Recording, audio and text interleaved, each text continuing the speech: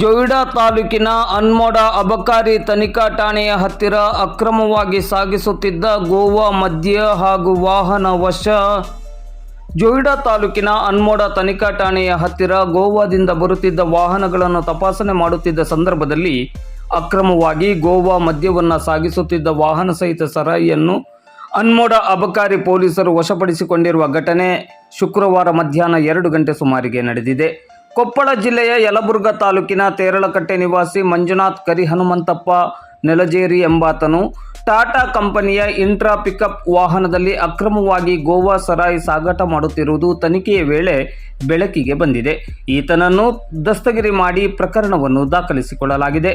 Pickup ವಾಹನದಲ್ಲಿದ್ದ 67 litre Goa ಮದ್ಯ ಹಾಗೂ ವಾಹನವನ್ನು ವಶಪಡಿಸಿಕೊಳ್ಳಲಾಗಿದೆ. ಜಪ್ತುಪಡಿಸಿದ ವಾಹನದ ಅಂದಾಜು ಬೆಲೆ 6 ಲಕ್ಷಗಳಾಗಿದ್ದು ಮದ್ಯದ ಅಂದಾಜು ಬೆಲೆ 16,080 ರೂಪಾಯಿ ಆಗಿರುತ್ತದೆ.